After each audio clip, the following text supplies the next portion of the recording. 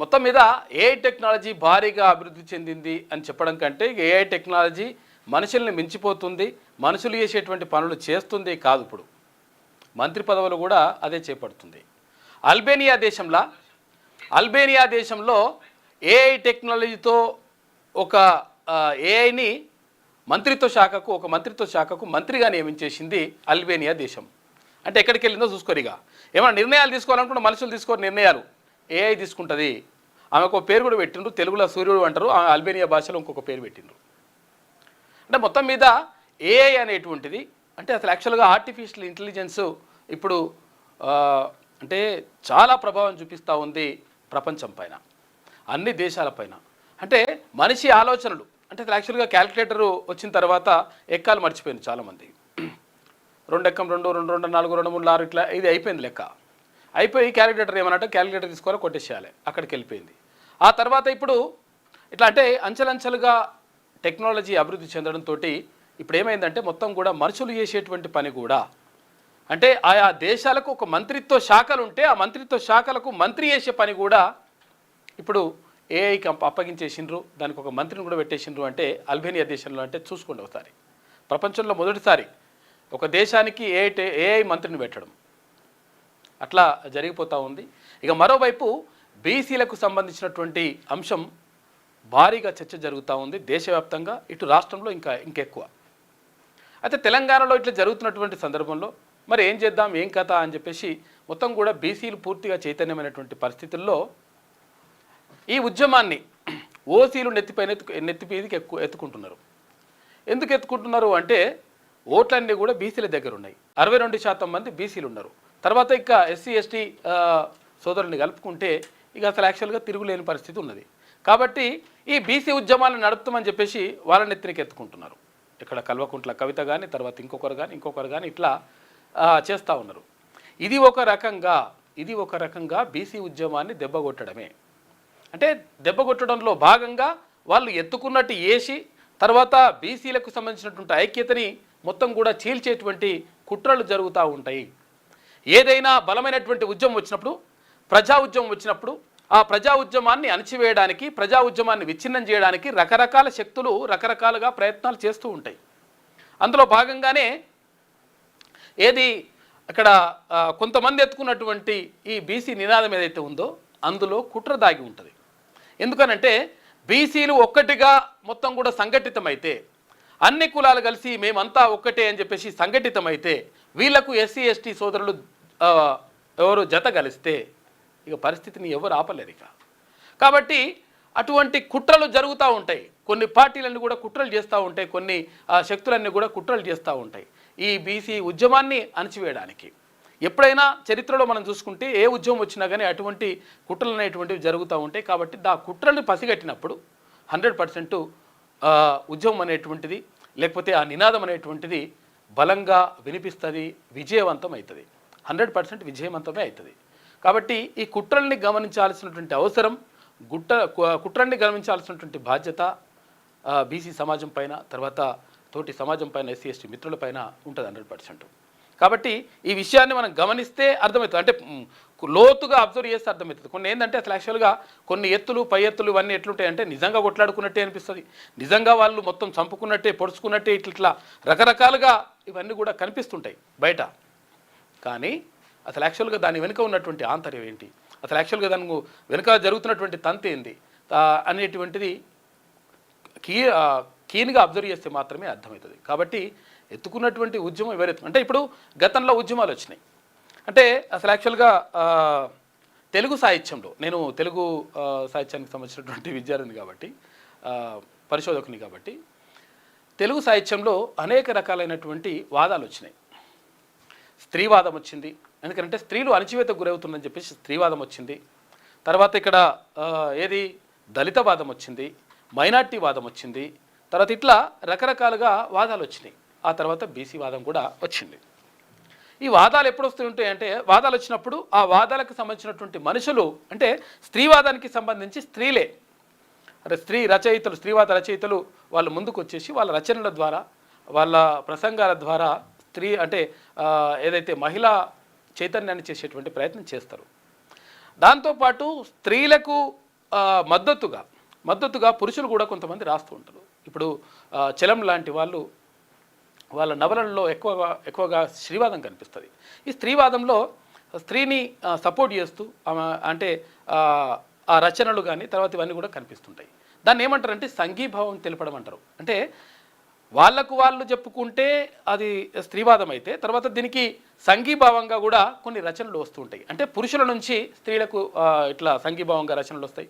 తర్వాత దళితవాదానికి ఇక్కడ బీసీలు కానీ ఇట్లా ఇంకా మిగతా సామాజిక వర్గాలు కానీ మద్దతు ఇస్తూ ఉంటే అది కూడా సంఘీభావంగా ఇట్లా జరుగుతూ ఉంటుంది అనమాట.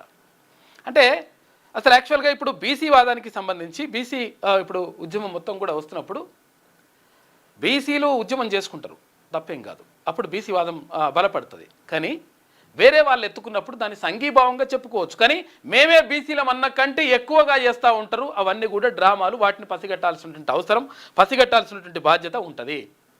మేమే అని చెప్పేసి అనుకున్నారంటే 100% అక్కడ మోసం జరుగుతున్నట్టు లెక్క. ఇప్పుడు స్త్రీవాదానికి సంబంధించిన మద్దతు తెలిపినప్పుడు మేమే స్త్రీలమని చెప్పేసి ఎక్కడ కూడా ఏ రచయిత కానీ ఏ కవి కానీ చెప్పడు. ఎందుకంటే వాళ్ళకు అన్యాయం జరుగుతూ ఉంది, మేము మద్దతుగా ఉంటున్నామని చెప్పేసి ఒక సంఘీభావాన్ని ప్రకటిస్తూ వాళ్ళ రచనలు ఉంటాయి. ఇక్కడ మైనార్టీ వాదం కానీ లేకపోతే ఇంకా బీసీ ఇంకా రకరకాల వాదాలు వచ్చినప్పుడు ఆ వాదాలకు సంబంధించి అట్లా ఉంటుంది. అయితే ఇప్పుడు ఇక్కడ బీసీ వాదానికి సంబంధించి ఏమవుతుందంటే బీసీలు కాపాడుకుంటే బీసీలు సంఘటితమైతే చాలా మంచిది. కానీ మేమే బీసీల కంటే ఎక్కువ ఇంకా బీసీ ఉద్యమాన్ని మేమే ముందుకు తీసుకోవద్దనేటువంటి కలరింగు కొంతమంది ఇస్తూ ఉంటారు. ఈ కలరింగు ఇవ్వడంలో ఉద్దేశం ఏంటంటే ఈ సంఘటితమవుతున్నటువంటి బీసీ సమాజాన్ని ముక్కలు చేయాలి, మొత్తం కూడా చీల్చాలి. ఈ చీల్చడం ద్వారా మొత్తం కూడా ప్రయోజనం పొందాలి. ఎవరు ప్రయోజనం పొందుతారో, ఎవరైతే ఆ ముసుగులో ముందుకు వస్తూ ఉన్నారో వాళ్ళు ప్రయోజనం పొందడానికి ఈ కుట్రలన్నీ కూడా జరుగుతూ ఉంటాయి. కాబట్టి దీన్ని కీన్గా అబ్జర్వ్ చేస్తే, జాగ్రత్తగా పరిశీలిస్తే 100% అర్థమవుతుంది. కాబట్టి బీసీ సమాజం దీన్ని ప్రత్యేకంగా దృష్టిలో ఉంచుకుంటే మంచిది. ఇంకా దానికి సంబంధించినటువంటి ఇంకా లోతుగా మనం మాట్లాడుకుందాం. దాంతోపాటు ఇంకా ఉపరాష్ట్రపతిగా నిన్న రాధాకృష్ణన్ మొదటిసారిగా బీసీ బిడ్డ నిన్న ఉపరాష్ట్రపతిగా ప్రమాణ స్వీకారం చేసిండు. ఇంకా చాలా విషయాలు ఉన్నాయి, మనం మాట్లాడుకుందాం. మార్నింగ్ న్యూస్లో ముందుగా ఈనాడు దినపత్రికను చూద్దాం. ఉపరాష్ట్రపతిగా రాధాకృష్ణన్ ప్రమాణం చేసిండు. ఇక హాజరైన ప్రధాని మోడీ, కేంద్ర మంత్రులు, తెలుగు రాష్ట్రాల గవర్నర్లు. భారత 15వ ఉపరాష్ట్రపతిగా చంద్రాపురం పొన్నుస్వామి రాధాకృష్ణన్ బాధ్యతలు చేపట్టారు. ఇక శుక్రవారం రాష్ట్రపతి భవన్లోని గణతంత్ర మండపంలో రాష్ట్రపతి ద్రౌపది ముర్ము ఆయన చేత ప్రమాణం చేయించారు. కార్యక్రమంలో ప్రధానమంత్రి నరేంద్ర మోడీ, మాజీ రాష్ట్రపతి రామ్నాథ్ కోవింద్, సుప్రీంకోర్టు ప్రధాన న్యాయమూర్తి జస్టిస్ బిఆర్ గవాయ్, మాజీ ఉపరాష్ట్రపతులు జగదీప్ ధన్కడ్, ఎం వెంకయ్య నాయుడు, హమీద్ అన్సారీ వీరందరూ కూడా నిన్న పాల్గొన్నారు. ప్రధాని మోడీతో సిపి రాధాకృష్ణన్ కరచాలనం. సిపి రాధాకృష్ణన్ అంటే చంద్రాపురం పొన్నుస్వామి రాధాకృష్ణన్ అంటే ఆయన పేరు, అందుకని సిపి రాధాకృష్ణన్ అని చెప్తారు. అక్కడ తమిళనాడు నుంచి వచ్చాడు ఆయన. తమిళనాడు కాబట్టి తమిళనాడులో ఉన్నటువంటి ఎన్డీఏకు వ్యతిరేకంగా ఇండియా కూటమిలో ఉన్నటువంటి వాళ్ళు కూడా ఆయనకు మద్దతు ఇచ్చి ఓటేసేసి డైరెక్ట్గా. క్రాస్ ఓటింగ్ ఎట్లా జరిగింది? ఇండియా కూటమికి 325 ఓట్లుంటే 300 ఓట్లే ఎట్లా పడతాయి, 25 ఓట్లు ఎక్కడ పోయినాయి అంటే క్రాస్ ఓటింగ్ జరిగింది. ఇక్కడ ఎందుకు జరిగింది అంటే వాళ్ళకు ఉన్నటువంటి ఆత్మాభిమానం అట్లుంటుంది. మా బీసీ బిడ్డ, తర్వాత మా ఏది తమిళనాడు బిడ్డ అని చెప్పేసి వాళ్ళు అట్లా వేసిండ్రు. అక్కడ ఏది ఆమ్ ఆద్మీ పార్టీ కూడా వేసినట్టుగా తెలుస్తూ ఉంది. సరే, అది వాళ్ళు వేసిండ్రా అంటే పూర్తిగా మనము ఇది అని చెప్పేసి ఇంకా అది మొత్తం రుజువు చేస్తే మాత్రం తెలుస్తుంది. కాకపోతే దీనికి విప్పులు ఏం లేవు. అంటే నువ్వు మా పార్టీ నుంచి ఒకవేళ ఓటు వేయకపోతే నేను పార్టీ నుంచి సస్పెండ్ చేస్తా, తీసేస్తా అనే పరిస్థితి కూడా ఏం లేదు. ఎన్నికల కమిషన్ క్లియర్గా చెప్పింది, ఎవరికైనా ఓట్లు వేయచ్చు, అది స్వతహాగా మీ ఇష్టంలో ఓట్లు వేయచ్చు అని చెప్పింది. దాని మీదనే ఆధారపడినప్పుడు జస్టిస్ సుదర్శన్ రెడ్డి, ఎందుకంటే ఎన్డీఏ కూటమి నుంచి నాకు క్రాస్ ఓటింగ్ జరుగుతుందని చెప్పేసి డైరెక్ట్గా బహిరంగ ప్రకటనలే చేసిండ్రు. కానీ ఏమైంది, ఇక్కడి నుంచి అక్కడికి పడ్డాయి, ఎన్డీఏ కూటమికే మద్దతు లభించింది. ఉపరాష్ట్రపతిగా సిపి రాధాకృష్ణన్తో ప్రమాణం చేయిస్తున్న రాష్ట్రపతి ముర్ము అని చెప్పేసి ఇక్కడ చిత్రాన్ని చూసుకోవచ్చు. ఇక డ్రిల్లింగ్ బ్లాస్టింగ్ పద్ధతిలో ఎస్ఎల్బీసీ సొరంగం పనులు చేస్తారట. టీబీఎం విధానానికి స్వస్తి, సాంకేతిక సమస్యల దృష్ట్యా ప్రభుత్వం నిర్ణయం తీసుకుంది. ఏది ఎస్ఎల్బీసీ టన్నెల్కి సంబంధించి ఈ సొరంగ మార్గం ఇంకా 9 కిలోమీటర్ల మీద ఇవ్వాలంట. దానికి సంబంధించి అంచనాలు మాత్రం భారీగా పెంచుకుంటారు, అవన్నీ కూడా మనం చూద్దాము. అయితే విషయం ఏంటంటే సొరంగం దొవ్వితే కొన్ని లక్షల ఎకరాలకు నీళ్లు పారించేటువంటి అవకాశం ఉంటుంది. ఇది 43 సంవత్సరాల నుంచి పెండింగ్లో ఉన్నది. మెల్లమెల్లగా నడుస్తుంది లెక్క. శ్రీశైలం ఎడవగట్టు కాలువ ఎస్ఎల్బీసీ సొరంగ మార్గం తవ్వకంలో మిగిలిన పనిని సాంప్రదాయ డ్రిల్లింగ్ బ్లాస్టింగ్ పద్ధతి అంటే DBMలో పూర్తి చేయాలని ప్రభుత్వం నిర్ణయించింది. టన్నెల్ బోరింగ్ మిషన్ అంటే TBM పద్ధతికి స్వస్తి పలకాలని నిర్ణయం తీసుకుంది. నిర్మాణ సంస్థ సూచనలతో పాటు TBMతో మిగతా పని పూర్తి చేయడానికి ఉన్న సాంకేతిక సమస్యలను పరిగణలోకి తీసుకొని ఈ మేరకు నిర్ణయం తీసుకున్నట్లు సంబంధిత వర్గాలు తెలిపాయి. అయితే TBM ద్వారా తవ్వకాలకి ఇచ్చేటువంటి మొత్తాన్ని DBMలో పనిచేయడానికి ఇవ్వాలని నిర్మాణ సంస్థ కోరగా దీనిపై తర్జన భర్జన అనంతరం నీటిపారుదల శాఖ అంగీకరించినట్టు తెలిసిందట. 1 క్యూబిక్ మీటర్ తవ్వకానికి DBM పద్ధతి కంటే TBM ద్వారా 4-5 రెట్లు ఎక్కువగా వ్యయమవుతుందట, ఎక్కువ ఖర్చు అవుతుందట. ఏదేమైనా గతంలో ఇచ్చిన పరిపాలనా అనుమతి మొత్తంతోనే ఏ రకంగా పని పూర్తి చేయడానికి వీలైతే ఆ పద్ధతిలో చేయాలని, అదనంగా అంచనాలు పెంచడం కుదరదని నిర్మాణ సంస్థకు సర్కారు స్పష్టం చేసినట్టు తెలిసింది. అయితే ఎట్లున్నది చూడండి, అంచనా ఎట్లా పెంచుకుంటారో. ఇప్పుడు ఇందిరమ్మ ఇండ్లకు ఇప్పుడు 5 లక్షలు అంటే 5 లక్షలు కూడా అట్లా నడుస్తుంటుంది కదా. ఇప్పుడు అట్లా కాకుండా ఇప్పుడు ఈ టన్ ఏమన్నా ప్రాజెక్టులు ఎవరికైనా నిర్మాణ సంస్థలకు కాంట్రాక్ట్లు ఇస్తే అంచనా వ్యయం భారీగా పెరిగిపోతుంది. ఎట్లా పెరిగిందో చూడండి ఒకసారి. 2005లో ఈ పనికి ఒప్పందం జరిగినప్పుడు DBM పద్ధతిలో చేయడానికి క్యూబిక్ మీటర్కు 964 రూపాయలు తీసుకున్నట. 1 క్యూబిక్ మీటర్కి 964 రూపాయలు నిర్ణయించారు. ఇక TBM పద్ధతిలో చేయడానికి 4601 రూపాయలుగా నిర్ణయించారు. తర్వాత ఏమైంది, 2021కి వచ్చేసరికి ఏం చేశారంటే ఈ ధరను సవరించి క్యూబిక్ మీటర్కు తవ్వకానికి ఇక్కడ ఏది 964 రూపాయల, ఇక్కడ 5328 రూపాయలు. 964 రూపాయలు ఎక్కడ, 1000 రూపాయలు కూడా కాదు అక్కడ, ఇక్కడ 5324 రూపాయలు. ధనాదన్ 550 రెట్లు ఇట్లా పెరుగుతుంది అన్నమాట లెక్క, 550 రెట్లు. ఇక లైనింగ్కు 9919గా నిర్ణయించిండ్రు అని చెప్పేసి తెలుస్తూ ఉంది. మొత్తం మీద ఈ సొరంగ మార్గం మాత్రం అంటే పాత పద్ధతుల నుండి చేపట్టాలని చెప్పేసి నిర్ణయం తీసుకుంటున్నట్ట. సరే, ఏది తీసుకున్నా కానీ అది కంప్లీట్ అయితే మంచిగా ఉంటుంది. దక్షిణాది కుంభమేళ గోదావరి పుష్కరాలు బాసర నుంచి భద్రాచలం వరకు ఆలయాల అభివృద్ధి. ఒకే రోజు 2 లక్షల మంది వచ్చినా ఇబ్బందులు లేకుండా ఏర్పాటు, శాశ్వత ప్రాతిపదికన పనులు అని చెప్పేసి సమీక్షలో సీఎం రేవంత్ రెడ్డి నిన్న మాట్లాడాడు. ఇంకా 22 నెలలు ఉన్నది దానికి టైము. అంటే గోదావరి పుష్కరాలకు ఇంకా 22 నెలల టైం ఉంది. అంటే దాదాపు 2 సంవత్సరాల టైం ఉంది.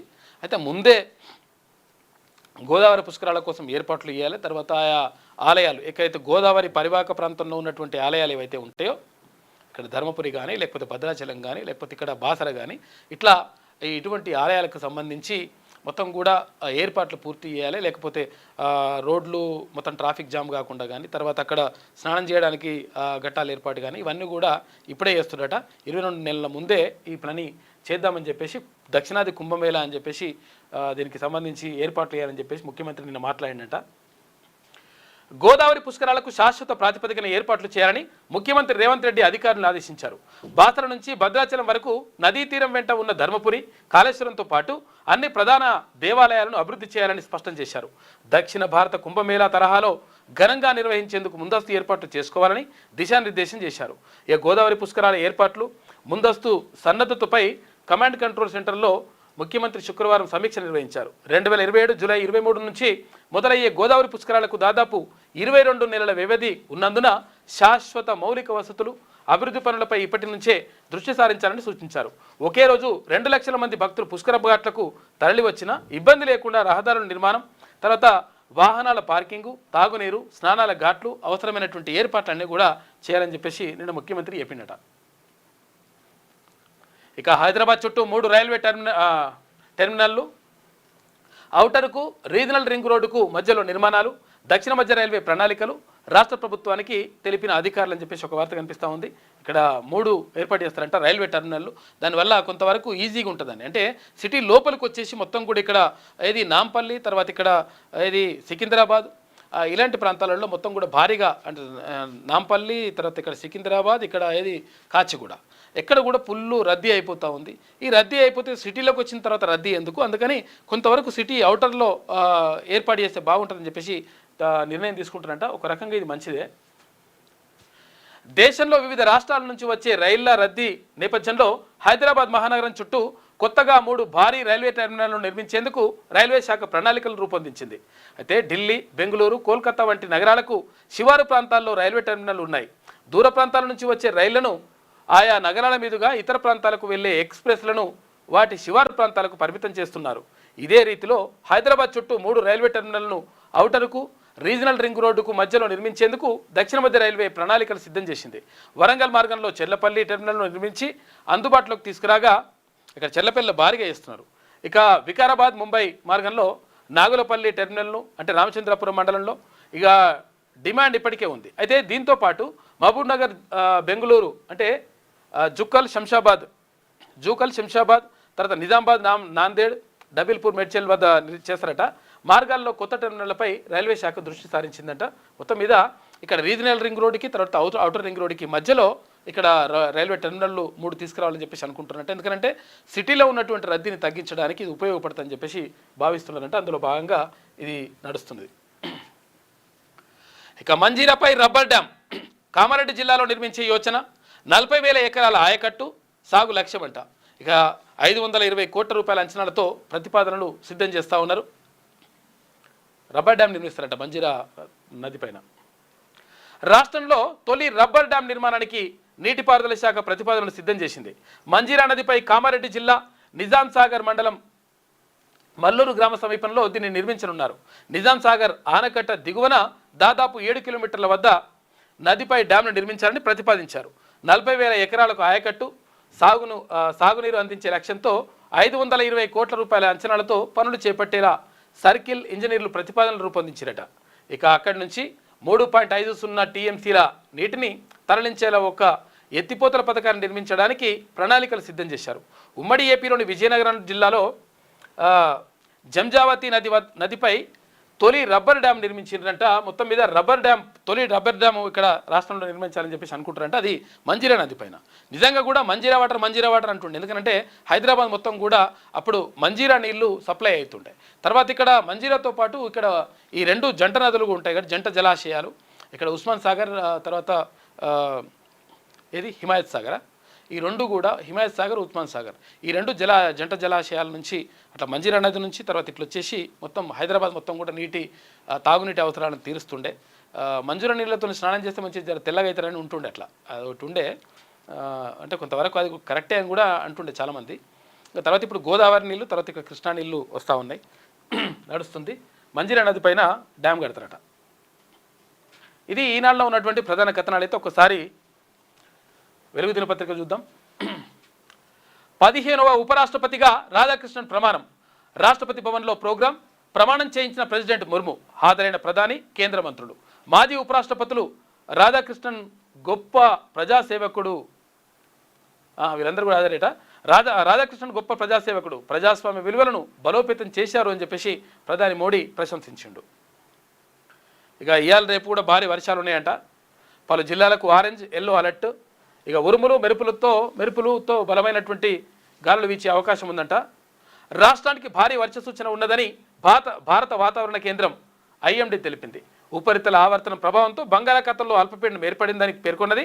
దీని ప్రభావంతో తెలంగాణలోని పలు జిల్లాల్లో శని, ఆదివారం అంటే ఇవాళ రేపు ఆదివారాల్లో భారీ నుంచి అతి భారీ వర్షాలు కురిసే అవకాశం ఉందని వెల్లడించింది. ఉరుములు, మెరుపులు, ఈదురుగాలులతో వర్షాలు కురిసే ఛాన్స్ ఉన్నదని తెలిపింది. శనివారం నిర్మల్, నిజామాబాద్, కామారెడ్డి, మెదక్, సంగారెడ్డి జిల్లాలకు ఆరెంజ్ అలర్ట్ కూడా జారీ చేసిందంట. ఇవాళ రేపు భారీ వర్షాలు ఉన్నాయంట, జాగ్రత్తగా ఉండండి. ఎందుకంటే ఎక్కడ కుండపోత వర్షాలు వస్తాయో అర్థమవుతలేదు. క్లౌడ్ బరస్ట్ అని చెప్పేసి అప్పుడు కాక అని చెప్పిండు, కానీ ఇప్పుడు క్లౌడ్ బరస్ట్ నిజంగా జరుగుతున్నది. అప్పుడు కేసీఆర్ అని చెప్పిండు ఇది క్లౌడ్ బరస్ట్ అయిందని. అంటే ఒక్కటేసారి మేఘం ఇట్లా తెప్పలు దిగి పడ్డట్టుగా ఒక్కసారి ఇక్కడనే కుండపోత పోసినట్టుగా చేస్తానమాట. అటువంటివి జరుగుతున్నాయి నిజంగా కూడా ఇప్పుడు. అట్లా పడుతున్నాయంట వర్షాలు, జాగ్రత్తగా ఉండండి. ఇందిరమ్మ చీరలు రెడీ చేసినట్టుగా పంపిణీకి సిద్ధంగా 50 లక్షల శారీస్. ఇక ప్రాసెసింగ్లో మరో 10 లక్షల చీరలు ఉన్నాయట. ఈ నెల 23 నుంచి పంపిణీ చేయాలని చెప్పేసి నిర్ణయించారు. ఎందుకంటే ఇక్కడ బతుకమ్మ పండుగ వస్తుంది కాబట్టి బతుకమ్మ పండుగ నుంచి తర్వాత సద్దుల బతుకమ్మ దాకా, అంటే ఎంగిలి పూల నుంచి సద్దుల బతుకమ్మ దాకా ఇక్కడ ఆడపడుచులు అంటే బతుకమ్మ పండుగ ఆడతారు కాబట్టి. అయితే గతంలో ఇది బతుకమ్మ చీరలు ఇస్తుండే అప్పుడు బీఆర్ఎస్ గవర్నమెంట్. ఇప్పుడు ఇందిరమ్మ చీరల పేరుతోటి ఈ ప్రభుత్వం ఇస్తుందంట. అప్పుడు కూడా మరి అప్పటి లెక్కన ఇట్లా ఇస్తారా, లేకపోతే నిజంగా మరి కొంత మంచి ఇస్తారా, లేకపోతే ఇప్పుడు పైసలు ఇస్తే మంచిగా ఉంటుంది, ఎవరికి ఇష్టం వచ్చిన వాళ్ళు కొనుక్కుంటారని చెప్పేసి ప్రతిపాదన తీర్మానం కూడా ఇదివరకు అట్లా చెప్పిండు ఆ విషయం. అంటే మీరు ఇచ్చే 500 లేకపోతే ఎంతనో కొంత ఆ రూపాయలు ఆ పైసలు ఏదో వాళ్ళ అకౌంట్లో వేసేస్తే వాళ్ళు నచ్చిన చీర కొనుక్కుంటారు, ఇంకో 500 కలిసుకొని కొనుక్కుంటారు కావాలంటే. అట్లా కానీ మీరు ఏదో చీర ఇచ్చేస్తే అందరికి ఒక తిరిగి ఇస్తారా, లేకపోతే ఇట్లా ఇస్తారో ఏదో ఒకటి ఇస్తే మరి వాళ్ళు కట్టుకోవడం ఇష్టపడరు. ఏం చేస్తారంటే చాలామంది అది పొలం ఉంటుంది కదా, ఆ పొలం కాడ ఈ ఏది అడవి పందులు బిడి పందులు అవన్నీ కూడా వస్తున్నాయట, బాగా వస్తున్నాయి కదా, ఆ వాటిని రాకుండా బెదిరి పెడుతుంది కడుతురటకి ఇట్లా చుట్టుముట్టు. గతంలో అప్పుడు బీఆర్ఎస్ గవర్నమెంట్లో అట్లా ఇస్తే. స్వయం సహాయక గ్రూపు మహిళలకు రాష్ట్ర ప్రభుత్వం అందజేయనున్న ఇందిరమ్మ చీరలు రెడీ అయినాయంట. ఇక ఇందిరా మహిళా శక్తి స్కీమ్ కింద మహిళా సంఘాల సభ్యులకు ఒక్కో చీర ఇవ్వాలని ఇప్పటికే సర్కార్ నిర్ణయించింది. ఈ మేరకు చీరల ఆర్డర్ను ఈ ఏడాది ఫిబ్రవరిలో సిరిసిల్ల నేతన్నలకు ఇచ్చింది. ఏడాదంతా పని కల్పించాలన్న ఉద్దేశంతో 4.30 కోట్ల మీటర్ల క్లాత్ ఉత్పత్తి చేయాలని నేతన్నలకు ఆర్డర్ అప్పగించింది. ఇక దాదాపు 6 నెలలు కష్టపడి సిరిసిల్ల నేతన్నలు ఇందిరమ్మ చీరలు సిద్ధం చేశారు. ఇప్పటి వరకు 35 కోట్ల మీటర్ల క్లాత్ నెయ్యడం పూర్తయిందంట. మొత్తం మీద బాగానే ఇచ్చిరు మరి. ఓకే, అట్లా ఇస్తే మంచిదే. ఇప్పుడు ఇందాక అనుకున్నాం కదా మనము, ఎక్కడి దాకా వెళ్ళిపోయిందంటే మంత్రులు కూడా వేస్తుందంట. మరి మనుషులు అవసరం లేకుండా అయిపోయింది. రేపు పిల్లలు కానుడు మరి ఇదంతా కూడా పెళ్ళిళ్ళు చేసుకున్నాడు, పిల్లలు కానుడు కూడా అదే చేస్తట్టుంది. మరిగా అట్లా చేస్తే ఇంకేముండదు ఇక లెక్క. అంటే ఎప్పుడైనా కానీ టెక్నాలజీ మనిషి కంటే ఇంకెక్కువ అయిందంటే, మనిషిని మించిపోయిందంటే అది ప్రమాదకరంగా మారుతుంది. మనం అది ఏం సినిమాది, రజనీకాంత్ది రోబో. ఈ రోబో సినిమాలు అట్లనే ఉంటుంది. వాడు మనిషి కంటే నేనే ఎక్కువ అంటాడు వాడు రోబో అని, అట్లా ఇబ్బంది అవుతుంటుంది అనమాట. కాబట్టి మరి ఏదో మరి కానీ అక్కడ అల్బేనియా దేశం అయితే అక్కడ మంత్రినే నియమించేసిండ్రు. మంత్రి పేరు కూడా పెట్టిరు దానికి ఆమెకు. అల్బేనియాలో మంత్రి. అల్బేనియా దేశం తమ ప్రభుత్వంలో ఆర్టిఫిషియల్ ఇంటెలిజెన్స్ అంటే ఏఐ మినిస్టర్ను నియమించింది. ఇలా ఒక వర్చువల్ మినిస్టర్ను నియమించడం ప్రపంచంలోనే ఇది మొదటిసారి. ఈమెకు డియోల్లా అని పేరు కూడా పెట్టిరట. అంటే అల్బేనియన్ భాషలో సూర్యుడు అని అర్థం. సూర్యుడు అని పేరు పెట్టిరట డియోల్లా. అల్బేనియన్ భాషలో డియోల్లా అని పేరు పెట్టేసి ఆమె ఇక మొత్తం నిర్ణయాలు తీసుకుంటుంది. అది ఇక్కడ ఇది జరుగుతుంది, అక్కడ అది జరుగుతుంది, చూసుకోపోర్రా అని చెప్తుందట. ఏఐ టెక్నాలజీ ఆమె మంత్రి. ఇక కండ్లల్లో కారం కొట్టి 40 లక్షల రూపాయల దోపిడీ. రంగారెడ్డి జిల్లా కొత్తపల్లిలో శుక్రవారం కండ్లల్లో కారం కొట్టి రాయితో దాడి చేసి 4 దుండగులు 40 లక్షల రూపాయలు దోపిడీ చేసిరట. దోచుకున్న సొమ్ముతో పారిపోతుండగా వారి కారు బోల్తా పడింది. దీంతో కారు అక్కడికక్కడే వదిలేసి డబ్బుతో పరారయ్యట. మరి ఈ కారుతో గుర్తుపడితే దొంగలు గుర్తుపట్టడానికి ఉంటుందా, ఉండదా? లేకపోతే మరి ఈ కారును కూడా ఉందని ఎత్తుకొచ్చిరా, ఇదో కథ ఉంటుంది. మళ్ళీ ఇవందన్న కారు ఎత్తుకొస్తారు. మరి ఆ కారు ఆడవాడేస్తే అరే నా కారు వేరే, ఇప్పుడు అది ఎత్తుకపోయిన వాళ్ళు వేరే అంటే అదో పరిచయం ఉంటుంది. మళ్ళీ చూడాలి. ద్రవ్యోల్బణం 2.07 హైక్ అంట పెరిగింది. ఇక దేశంలో రిటైల్ ఇన్ఫ్లేషన్ ఆగస్టు నెలలో 2.07% పెరిగింది. ఈ ఆగస్టులో ఆహార పదార్థాలు సామాగ్రి ధరలు పెరగడంతో ద్రవ్యోల్బణం పెరిగింది. ఇక పంటలపై ఇటీవల వర్షాల ప్రభావంతో రానున్న క్వార్టర్లో ద్రవ్యోల్బణం పెరిగే ఛాన్స్ ఉందంట. మొత్తం మీద కొంతవరకు ద్రవ్యోల్బణం పెరిగిందంటే రేట్లు పెరుగుతాయినట్టు లెక్క. అంటే ఎక్కువ పైసలు ఇస్తే తక్కువ వస్తువులు రావడాన్ని ద్రవ్యోల్బణం అంటారు. ఇన్ని పైసలు తీసుకుపోతే ఇన్ని వస్తువులు వస్తాయన్నట్టు. అట్లా అంటే ఉత్పత్తి లేకపోవడం వల్ల ఇది జరుగుతుంది.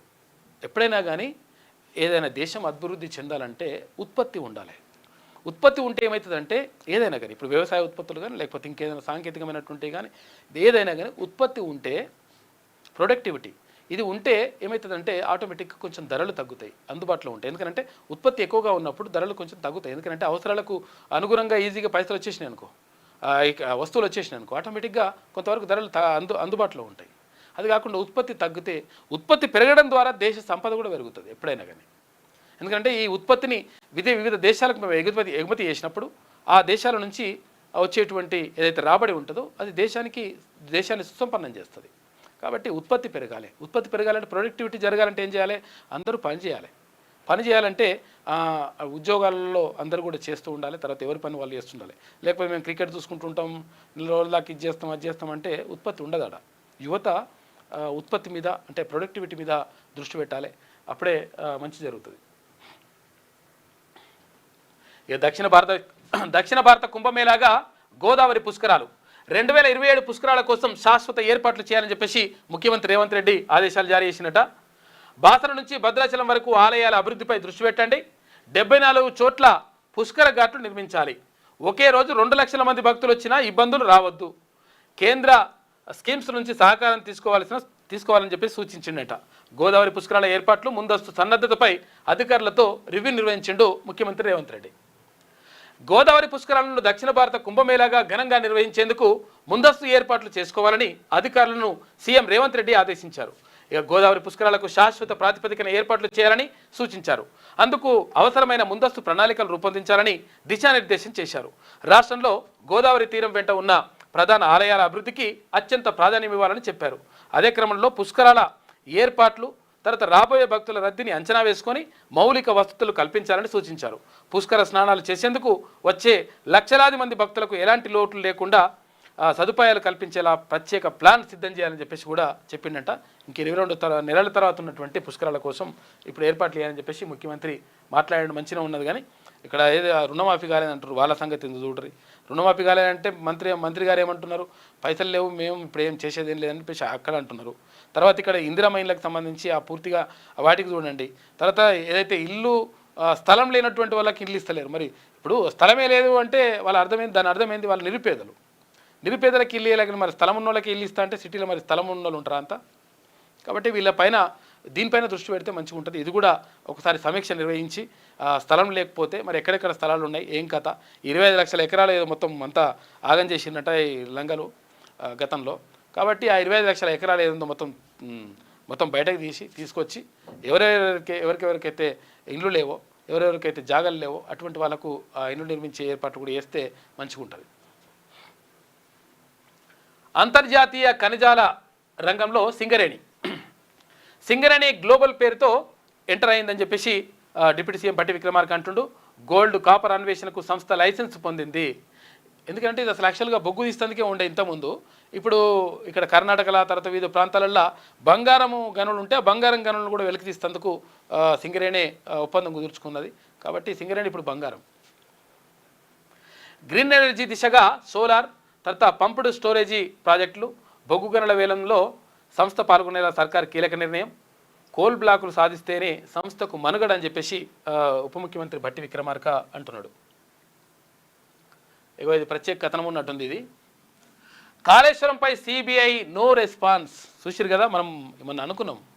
ముఖ్యమంత్రి రేవంత్ రెడ్డి ఒక వ్యూహాత్మకంగా వ్యవహరించిండు ఈ విషయంలో. ఏమైంది, కాళేశ్వరం కేసును ఎవరికి అప్పగించిండు, తీసుకుపోయి సిబిఐకి అప్పగించిండు.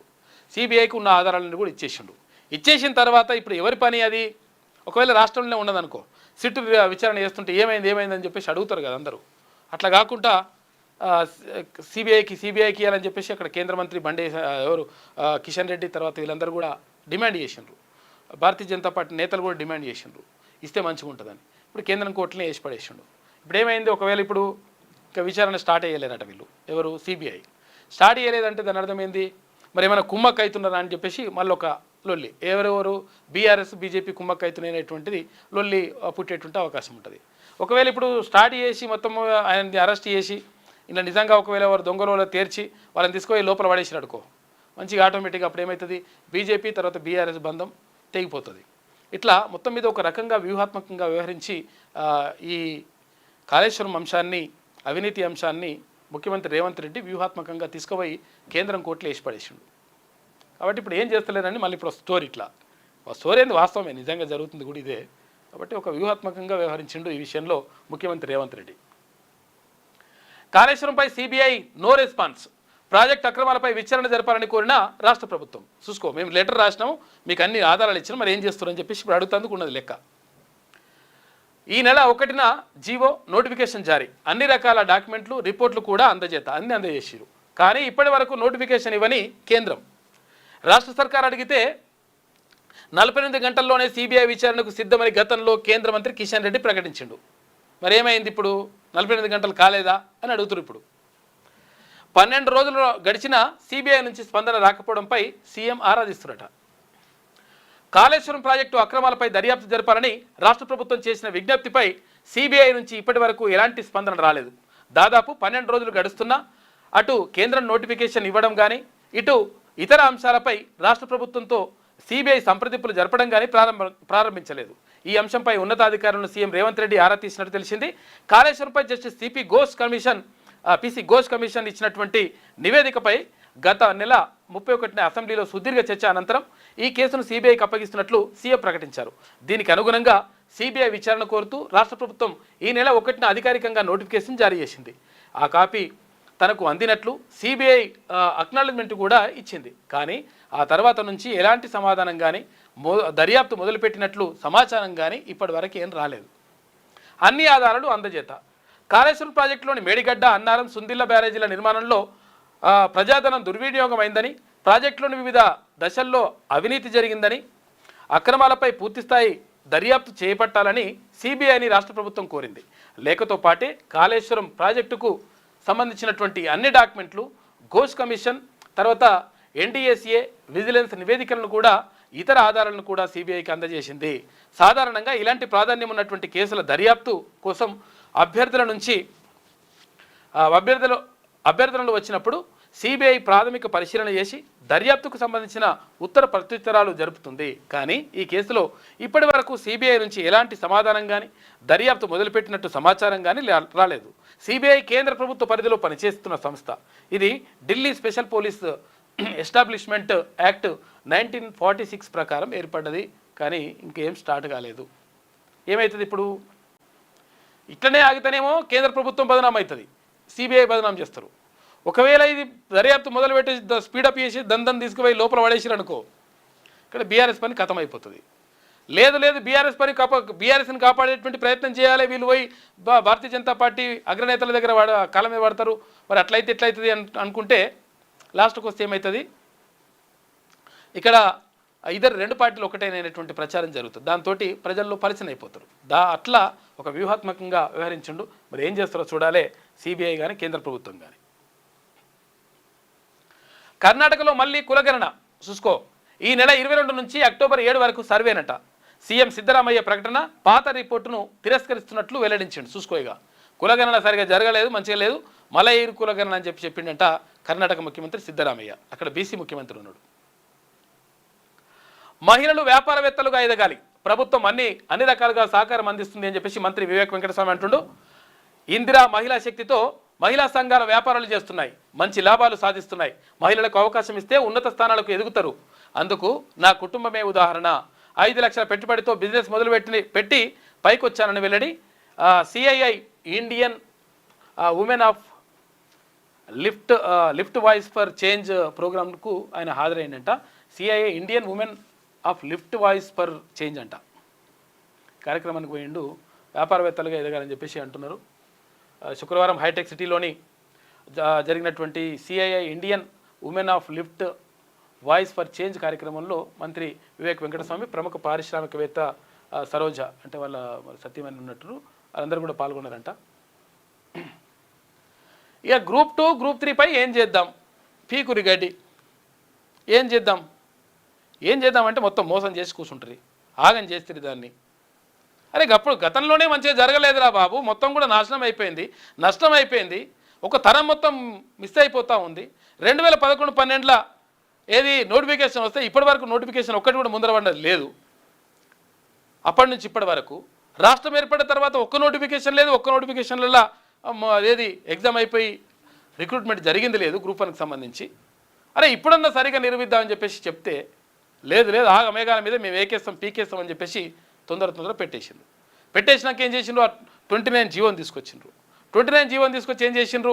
బీసీల రిజర్వేషన్ బీసీలకు రాకుండా, ఎస్సీల రిజర్వేషన్ ఎస్సీలకు రాకుండా, ఎస్టీల రిజర్వేషన్ ఎస్టీలకు రాకుండా, ఎవరి రిజర్వేషన్ రాకుండా మొత్తం ఆగమాగం చేసి పెట్టిండ్రు.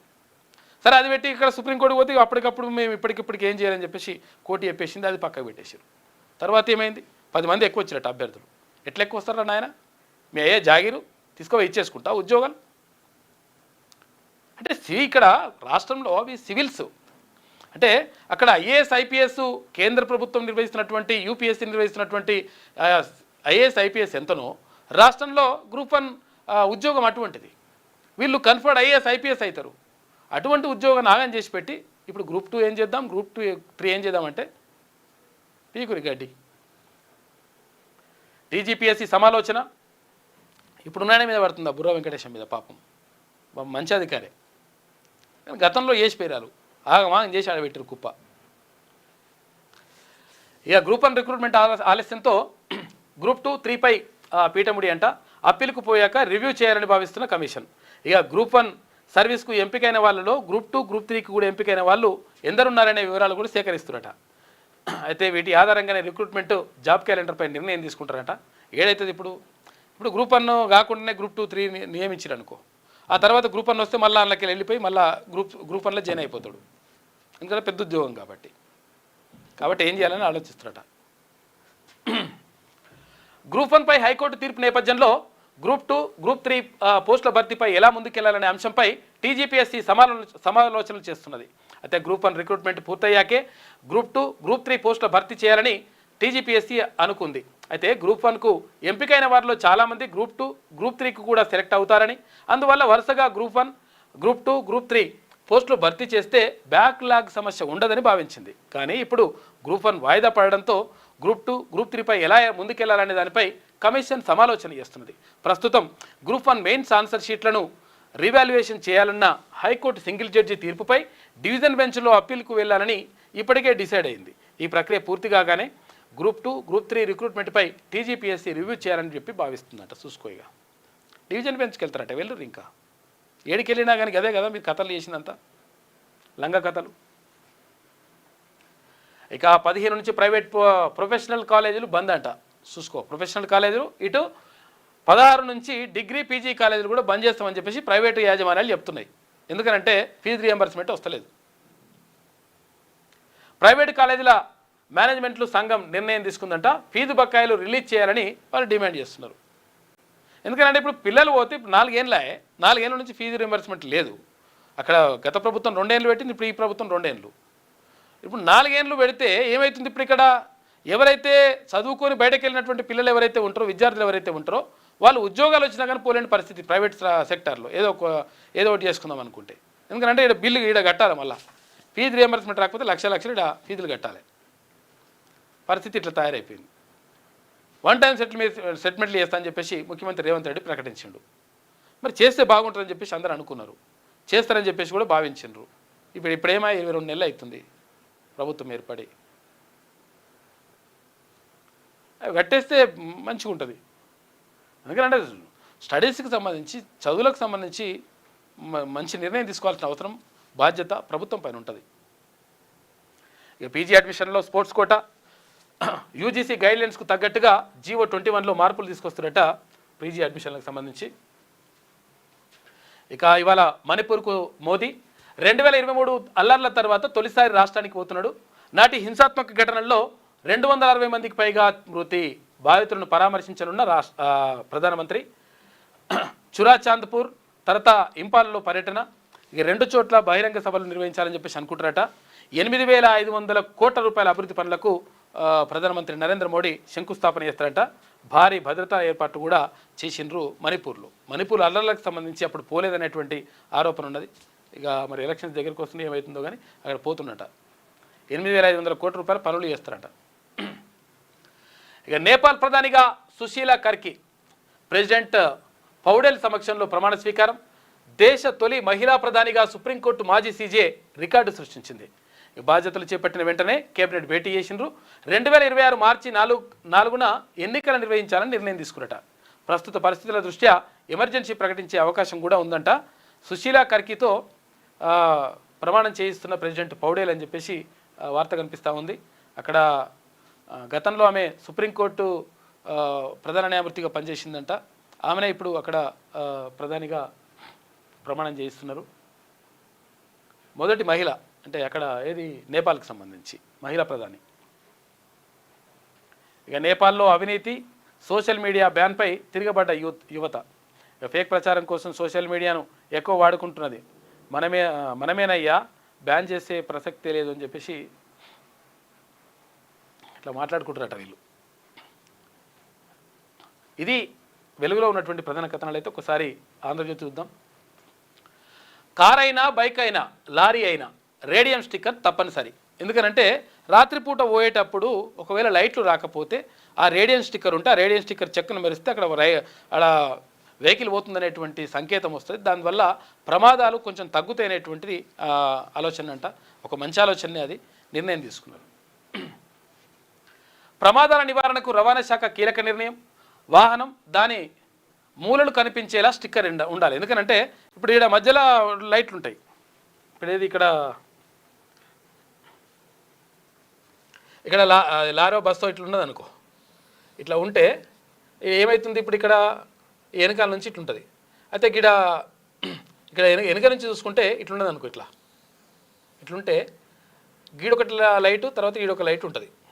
ఇక్కడ ఇట్లుంటే ఇక్కడ లైట్ ఉంటుంది. ఇక్కడ అంటే ఇక్కడ ఇక్కడ ఈ స్పేసు, తర్వాత ఈ స్పేస్ కనిపించకపోతే ఇక్కడికి వచ్చి గుద్దుకునేటువంటి ప్రమాదం ఉంటుంది నైట్ పూట ఈ సైడ్కి. కాబట్టి ఇదంతా కూడా స్టిక్కర్ వేయాలని చెప్పేసి అనుకుంటున్నట్ట. స్టిక్కర్ వేస్తే కొంతవరకు మేలు జరుగుతుంది అనుకుంటున్నాను. అంటే ఇట్లా స్టిక్కర్ వేస్తారనమాట. మొత్తం బార్డర్కి అంతా స్టిక్కర్ వేస్తే ఏమవుతుందంటే బార్డర్లో ఏమున్నాయో తెలిసిపోతుంది. దీంతో కొంత ప్రమాదాలు నివారించవచ్చు అని చెప్పేసి అనుకుంటున్నారంట. రాత్రిపూట వాహనాలు స్పష్టంగా కనిపించడానికి నిబంధన. అధీకృత సంస్థ నుంచే స్టిక్కర్లు కొనాలని చెప్పేసి ఉత్తర్వుల్లో ఆదేశాలు జారీ చేసిరట. ఈ స్టిక్కర్ కొనాలి బాగానే ఉంది, కానీ అధీకృత సంస్థ, అదే సంస్థ నుంచి కొనాలంటే ఇంట్లో కూడా కుంభకోణం ఉంటుంది లెక్క. ఎందుకంటే ఆల స్టిక్కర్లే కొనాలంటే అందులో కథ ఉంటుంది అనమాట లెక్క, అందులో కమిషన్ ఉంటుంది. స్టిక్కర్లు కొనాలనడం మంచిదే, వేయాలని చెప్పడం కూడా మంచిదే, కానీ అదే సంస్థ నుంచి కొనాలనడం మాత్రం అందులో మోసం ఉన్నది లెక్క. కర్ణాటకలో మళ్ళీ కులగణన. 1.75 లక్షల మంది టీచర్లతో సర్వే చేస్తారట. దసరా సెలవుల్లో నిర్వహణ. పాత సర్వే 10 ఏళ్ల నాటిది, అందుకే మళ్ళీ గణన అని చెప్పేసి సీఎం సిద్ధరామయ్య అంటున్నాడు. కర్ణాటకలో మళ్ళీ సామాజిక విద్యా సర్వే కులగణన 2025 నిర్వహిస్తామని ముఖ్యమంత్రి సిద్ధరామయ్య తెలిపారు. బెంగళూరులోని తన అధికారిక నివాసం కృష్ణలో శుక్రవారం ఆయన మీడియాతో మాట్లాడారు. రాష్ట్రంలో బీసీ కమిషన్ ఆధ్వర్యంలో ఈ నెల 22 నుంచి అక్టోబర్ 7వ తేదీ వరకు సర్వే కొనసాగుతుందని తెలిపారు. దీనికోసం 420 కోట్ల రూపాయలు కేటాయిస్తామని చెప్పేసి చెప్పిందట. ఇక జీతంతో పాటు ఎమ్మెల్యే నిధుల్లో 10% కమిషన్ అట. చూసుకో, ఇక జీతం కాకుండా ఎమ్మెల్యే నిధుల్లో కూడా 10% కమిషన్ వేయాలని చెప్పేసి పెట్టుకున్నట. ఎవరు? ఒక ఎమ్మెల్యేలుగా తమకు వచ్చే వేతనాలతో పాటు ఎమ్మెల్యే నిధుల్లో 10% కమిషన్ కూడా తీసుకుంటున్నామని ఏకంగా ఓ ఎమ్మెల్యేనే అందరి ముందు బహిరంగంగా వెల్లడించాడు. ఎక్కడ? కాన్పూర్లో బీజేపీ కార్యకర్తలతో జరిగిన సమావేశంలో కిద్వాయ్ నగర్ బీజేపీ ఎమ్మెల్యే మహేష్ త్రివేది ఈ వ్యాఖ్యలు చేశారు. తాము 2 రకాలుగా లాభం పొందుతున్నా క్షేత్రస్థాయిలో ఉండే కార్యకర్తలకు మాత్రం ఏ ప్రతిఫలం దక్కడం లేదని ఆయన పేర్కొన్నాడు. నిజాయితీగా నిజంగా మాకు వస్తున్నాయి పైసలు, కానీ పాపం కార్యకర్తలకు ఏం వస్తలే అంటున్నట. ఈ మేరకు మహేష్ త్రివేది వ్యాఖ్యలతో కూడిన వీడియో సోషల్ మీడియాలో వైరల్ అయింది. ఇక రాజకీయ వర్గాల్లో ఇది సంచలనం సృష్టించింది. కాగా సదరు వీడియోపై మహేష్ త్రివేది కానీ బీజేపీ అధిష్టానం కానీ ఇప్పటివరకు స్పందించలేదట. త్వరలో భారత్కు ట్రంప్ వస్తారని చెప్పేసి అక్కడ మరి అంటున్నారు. క్వాడ్ సదస్సుకు హాజరయ్యే అవకాశం. భారత్ను చైనాకు దూరం చేయడమే లక్ష్యం. భారత్లో అమెరికా రాయబారి సెర్గియో ఘోర్ వెల్లడి అని చెప్పేసి ఒక వార్త కనిపిస్తుంది. భారత్లో త్వరలో జరగనున్న క్వాడ్ దేశాధినేతల సదస్సుకు అమెరికా అధ్యక్షుడు ట్రంప్ హాజరయ్యే అవకాశం ఉందని భారత్కు అమెరికా రాయబారిగా ట్రంప్ ఇటీవల నియమించిన సెర్గియో ఘోర్ తెలిపారు.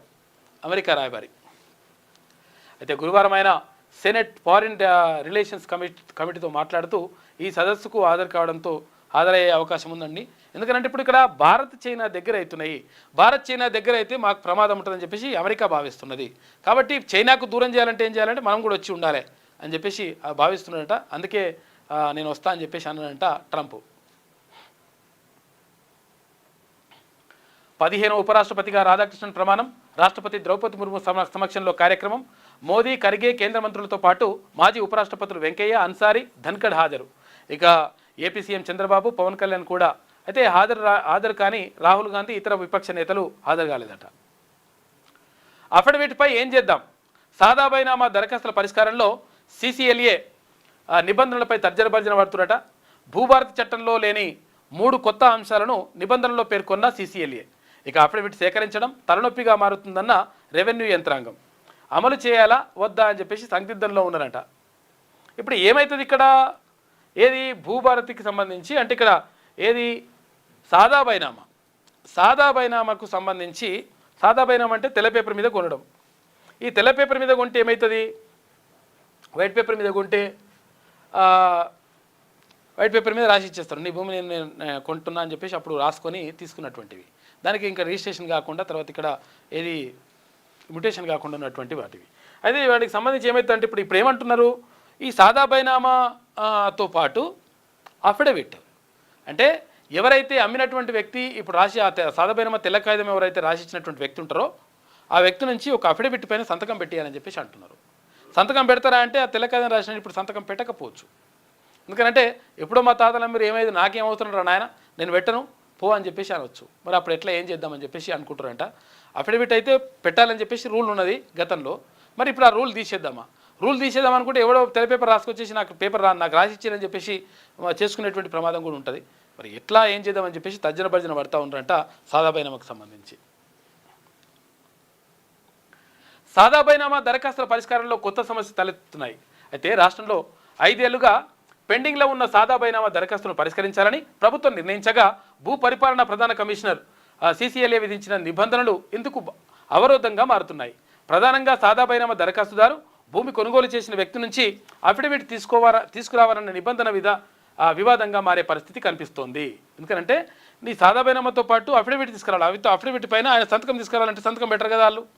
అది దీంతో ఈ నిబంధన ఉంచాలా తొలగించాలా అన్న చర్చ అధికారుల్లో జరుగుతోంది. భూభారత్ చట్టం సెక్షన్ 6 సబ్సెక్షన్ 1 ప్రకారం సాదా బైనామాలను పరిష్కరించే అధికారాలు కల్పిస్తూ ఈ నెల 10న రెవెన్యూ శాఖ ముఖ్య కార్యదర్శి DS Lokesh Kumar GO number 106 ఇచ్చారు. అయితే భూభారత్ చట్టంలో పేర్కొనని 3 నిబంధనల్ని CCLA ఇందులో చేర్చారు. ఇందులో ఒకటి అఫిడవిట్ తీసుకురావాలనేటువంటి నిబంధన ఉన్నది. మరి ఎట్లా అని చెప్పేసి ఆలోచిస్తున్నట. ఇక బాసర నుంచి భద్రాచలం దాకా శాశ్వత ఘాట్లు, రోడ్లు, ఇతర మౌలిక సదుపాయాలు శాశ్వత ప్రతిపాదకనే. దక్షిణ భారతదేశ కుంభమేళాగా గోదావరి పుష్కరాలు నిర్వహిద్దాం. ప్రధాన ఆలయాలు, అక్కడి ఘాట్లు అభివృద్ధికి తొలి ప్రాధాన్యం. ఒకే రోజు 2 లక్షల మంది వచ్చినా ఇబ్బంది లేకుండా ఏర్పాట్లు. ఇక గోదావరి పుష్కరాలపై సమీక్షలో అధికారులకు సీఎం దిశానిర్దేశం చేసినట. ఇగో 15 నుంచి ఉన్నత విద్యా సంస్థలు బంద్. ప్రైవేటు ఉన్నత విద్యా సంస్థల సమాఖ్య నిర్ణయించింది. 8,000 కోట్ల రూపాయల ఫీజు బకాయిలు చెల్లించాలి. ఎన్నిసార్లు విజ్ఞప్తి చేసినా స్పందించని ప్రభుత్వం, కాలేజీల నిర్వహణ భారంగా మారిందని చెప్పేసి ఆ సమాఖ్య అంటున్నది. ఉన్నత విద్యా మండలి చైర్మన్కు, విద్యాశాఖ కార్యదర్శికి నోటీసు అందజేత. సీఎంతో మాట్లాడతానన్న యోగితా రాణా. ఇవాళ చర్చలకు రావాలన్నా వేం నరేందర్ రెడ్డి అని చెప్పేసి చూస్తున్నారు. ఏమన్నదిగా భారీగా పేరుకుపోయిన ఫీజు రియంబర్స్మెంట్ బకాయిలను ప్రభుత్వం చెల్లించకపోవడాన్ని నిరసిస్తూ ఈ నెల 15 నుంచి అన్ని ఉన్నత విద్యా సంస్థలను నిరవధికంగా బంద్ చేస్తామని ప్రైవేటు ఉన్నత విద్యా సంస్థల సమాఖ్య ప్రకటించింది. మొత్తం 8,000 కోట్ల రూపాయల బకాయిలు చెల్లించాల్సి ఉందని, దీనిపై కొద్ది నెలలుగా ప్రభుత్వానికి విజ్ఞప్తి చేస్తున్నా ఫలితం లేదని పేర్కొంది. దీంతో తప్పనిసరి పరిస్థితుల్లో బంద్ నిర్ణయం తీసుకున్నామని తెలిపింది. ఈ మేరకు సమాఖ్య ప్రతినిధులు శుక్రవారం తెలంగాణ ఉన్నత విద్యా మండలి చైర్మన్ ప్రొఫెసర్ బాలకృష్ణారెడ్డిని కలిసి బంద్ నోటీసులు అందజేసిరట. బడ్జెట్లో కేటాయించి ఇప్పటికే టోకెన్లు జారీ చేసిన 1,200 కోట్ల రూపాయల బకాయిలు కూడా ఇంక ఇస్తలేరు, ఏమవుతుంది పరిస్థితి అని చెప్పేసి అడుగుతురట. ఇక నేపాల్ తాత్కాలిక ప్రధానిగా సుశీలా కర్కి రాత్రి 9:30 ప్రమాణ స్వీకారం చేసింది. వెంటనే కీలక అధికారులతో భేటీ అయింది. వచ్చే ఏడాది మార్చి 4న ఎన్నికలకు ప్రతిపాదన. అధికార మార్పిడి ప్రశాంతంగా జరిగేలా నేపాల్లో ఎమర్జెన్సీకి సిఫారసు. ప్రభుత్వంలో చేరని జెన్జెడ్ ప్రతినిధులు హోటల్కు నిరసనకారులను నిప్పుపెట్టిండ్రు. కిందికి దూకిన భారతీయురాలి మృతి. అయ్యో పాపం. భారతీయ పర్యాటకుల బస్సు పైన కూడా రాళ్ళేసిరట. ఆగమాగం ఉన్నది నేపాల్లో. ఇక ఇవాళ రేపు భారీ వర్షాలు ఉంటాయంట. బంగాళాఖాతంలో అల్పపీడనం. హైదరాబాద్ వాతావరణ కేంద్రం హెచ్చరిక. రాష్ట్ర వ్యాప్తంగా పలు జిల్లాల్లో దంచికొట్టిన వాన. భూపాలపల్లి జిల్లాలో పిడుగుపాటుకు 94 గొర్రెలు చచ్చిపోయినాడు పాపం. పరిహారం ఎట్లున్నాయేమో. ఇక లోక్సభలోనే వారసులు ఎక్కువ ఉన్నారట. ఎక్కడ? ఎంపీలల్లో 543 మంది ఎంపీల్లో 31% మంది రాజకీయ నేపథ్యం ఉన్న కుటుంబాల వారే.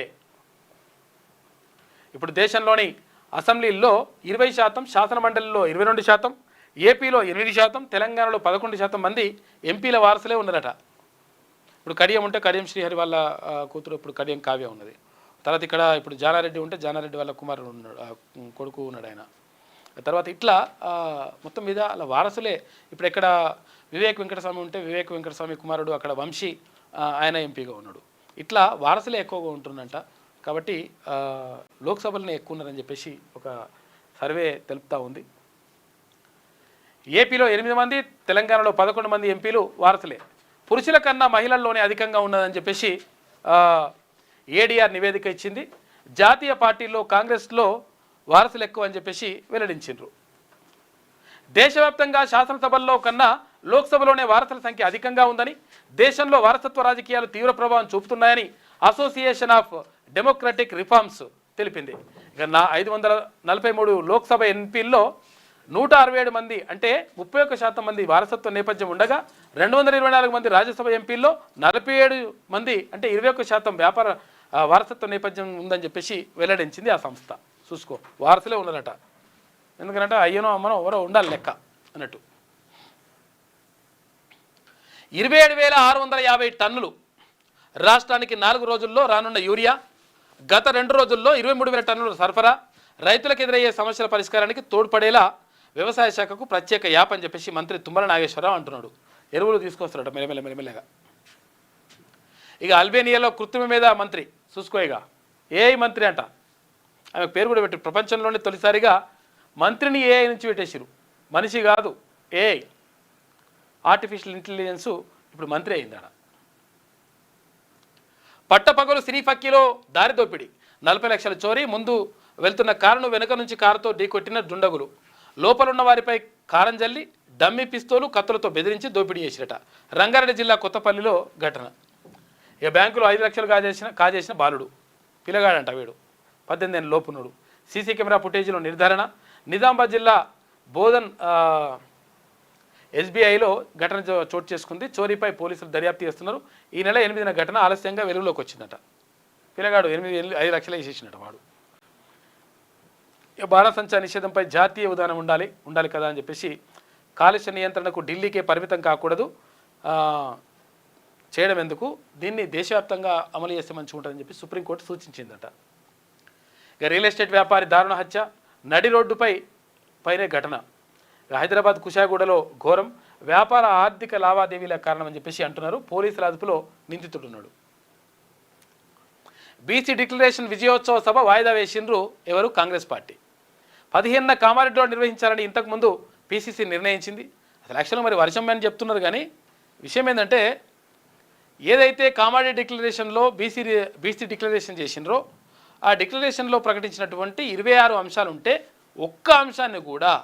ఒక్క హామీని కూడా నెరవేర్చలేదు. దీంతో ఏం చేయాలనో అర్థం కాని పరిస్థితుల్లో వాయిదా వేసుకున్నట్టుగా తెలుస్తూ ఉంది. మరి వాళ్ళు ఎప్పుడు మాత్రం వాన వస్తుందని చెప్పేసి వాయిదా వేస్తున్నామని అంటున్నారు వాళ్ళు. ఇక టీఆర్ఎస్ బీసీ సభ ఏమైందో తెలియదు. ఇక వాళ్ళకే బీఆర్ఎస్ బీసీ సభ అదేటో పోయింది అట్లా. ఎందుకంటే సంఘీభావము చెప్పడం వేరు, మేమే అని నెత్తికెత్తుకున్నాడు వేరు.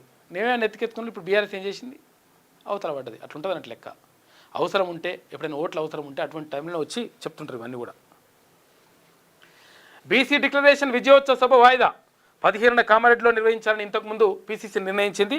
భారీ వర్ష సూచన నేపథ్యంలో వాయిదా వేసినట్టుగా చెప్తున్నారు. సభ నిర్వహణ తేదీని ప్రకటిస్తాం పీసీసీ అధ్యక్షుడు మహేష్ కుమార్ గౌడ్ అంటున్నారు.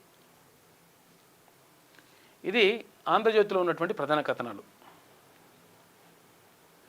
ఇంకా శనార్థి తెలంగాణ చూస్తే బీసీల ఉద్యమం బీసీలు చేయట్లే, బీసీల ఉద్యమ టేకేదారులుగా ఓసీలు, బీసీల ముచ్చట ఓసీల నోట, కులగణన సర్వే నుంచి ఇదే తంతు, బీసీ ఉద్యమంలో రేవంత్ రెడ్డి, జానారెడ్డి, కవితారావులకేం పని, వాళ్ళు బీసీ ఉద్యమాలు చేస్తుంటే బీసీ మేధావులు మనోమెందుకు సపరేట్ కూర్చుంటారు కొంతమంది. బీసీ హక్కుల గురించి ఓసీలు అడగాల, బీసీ మేధావులు ప్రశ్నించరెందుకు, సబ్బండ బీసీ కులాల జనం ఆవేదన ఇదే అని చెప్పేసి ఒక ప్రత్యేక కథనం వేసింది శనార్థి తెలంగాణ దినపత్రిక. జనరల్గా ఎవరికి కడుపును వస్తే వాళ్ళే గోళీలు వేసుకుంటారు, ఎవరి కడుపును వస్తే వాళ్ళే ఓమ బుక్కుతుంటారు. కానీ తెలంగాణ బీసీ ఉద్యమం విషయంలో మాత్రం పరిస్థితి ఇందుకు భిన్నంగా ఉంది. కడుపు నొప్పి బీసీలదైతే గోళీలు మాత్రం రెడ్లు రావులు వేసుకుంటున్నారు, వాళ్ళే ఓమ బుక్కుతున్నారు. మాకు కడుపును వస్తే మీకేం తిప్పలని అడగాల్సిన బీసీ మేధావులు మాత్రం కిమ్మనకుండా గుమ్మమంటున్నారు. అవును, ఇప్పుడు తెలంగాణ రాజకీయ వేదికపై బీసీ ఉద్యమం రూపంలో జరుగుతున్న తంతు ఇది. కులగణన సర్వే నుంచి ఇదే వ్యవహారం నడుస్తోంది. కులగణన సర్వే సందర్భంగా తమ మార్క్ రాజకీయాలు చూపించిన రెడ్డి రావు లీడర్లు ఆ తర్వాత కూడా బీసీ ఉద్యమంలో వేలు పెట్టి బడుగు బలహీన వర్గాల మూమెంట్కు తామే అవసరమై అసలైన టేకేదారులమని అనే విధంగా వ్యవహారంగా వీరు తీరును ప్రదర్శిస్తున్నారు. కులగణన సర్వే సందర్భంగా మాజీ మంత్రి జానారెడ్డి ఏం చేశారో అందరికీ తెలిసిందే. మాజీ మంత్రి జానారెడ్డి ప్రభుత్వంలో భాగస్వామి కాదు, ఆయన కేబినెట్ మినిస్టర్ కాదు. కానీ రాష్ట్ర ప్రభుత్వ కులగణన సర్వేలో ఆయన పాత్రపై పెద్ద ఎత్తున విమర్శలు వచ్చినాయి.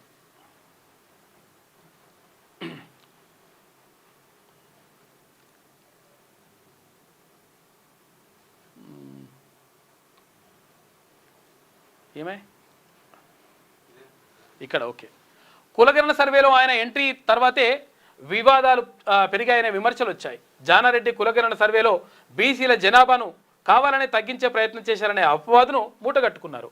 ఈడబ్ల్యూఎస్ రిజర్వేషన్లు తగ్గొద్దనే ఉద్దేశంతోనే ఆయన బీసీ వర్గాల జనాభా లెక్కలను తగ్గించారనే ఆరోపణలు వచ్చాయి. అయితే అప్పట్లో జానారెడ్డిపై పెద్ద ఎత్తున విమర్శలు రావడంతో ఈ విషయంలో ఆయన ప్రత్యేకంగా వివరణ ఇచ్చుకోవాల్సి వచ్చింది. ఇక కులగణనపై అప్పట్లో క్యూన్యూస్ క్షేత్రస్థాయి పరిశీలన చేయగా అనేక తప్పిదాలు బహిర్గతమయ్యాయి. ఈ నేపథ్యంలోనే జానారెడ్డి పెద్ద ఎత్తున విమర్శలు వచ్చాయి ఆయన పైన. ఇక కులగణన విషయంలో ముఖ్యమంత్రి రేవంత్ రెడ్డి నిబద్ధత గురించి ప్రత్యేకంగా చెప్పాల్సిన పని లేదు. కులగణన ఆధారంగా విద్యా ఉద్యోగ స్థానిక సంస్థల్లో సీఎం రేవంత్ రెడ్డి సర్కార్ బీసీలకు 42% రిజర్వేషన్ కల్పిస్తూ అసెంబ్లీలో 2 బిల్లులు ఆమోదించి బీసీల పట్ల తనకు ఎనలేని ప్రేమ ఉన్నట్లు కలరింగ్ ఇచ్చారు. అయితే ఆ 2 బిల్లులను కేంద్రం పక్కన పడేయడంతో మళ్ళీ కొత్తగా స్థానిక సంస్థలపై ఆర్డినెన్స్ను తీసుకొచ్చారు. దీన్ని కూడా గవర్నర్ న్యాయ సలహా పేరుతో పక్కన పడేశారు. దీంతో బీసీలకు తానొక్కడనే న్యాయం చేయగలనని చెప్పుకుంటున్న రేవంత్ రెడ్డి బీఆర్ఎస్ ప్రభుత్వ హయాంలో తీసుకొచ్చిన పంచాయతీరాజ్ యాక్టుకు చట్ట సవరణ చేసి స్థానిక సంస్థల ఎన్నికల్లో బీసీలకు 42% రిజర్వేషన్లు కల్పించనున్నట్లు చెప్పుకొచ్చారు. అయితే దీన్ని కూడా గవర్నర్ పక్కన పడేయడం గమనార్హం. అయితే బీసీల కోసం ఇంతలా తాపత్రయపడుతున్న రేవంత్ రెడ్డి కేంద్ర ప్రభుత్వంపై ఒత్తిడి తెచ్చేందుకు ఎందుకు ఢిల్లీలో ధర్నాలు చేయడం లేదనే అంతుచిక్కని ప్రశ్న. అయితే వాస్తవానికి జాతీయ స్థాయిలో కాంగ్రెస్కు సొంతంగా 100 లోక్సభ స్థానాలు ఉన్నాయి. విపక్షాలను కలుపుకుంటే ఆ సంఖ్య గణనీయంగా పెరిగే ఛాన్స్ ఉన్నాయి.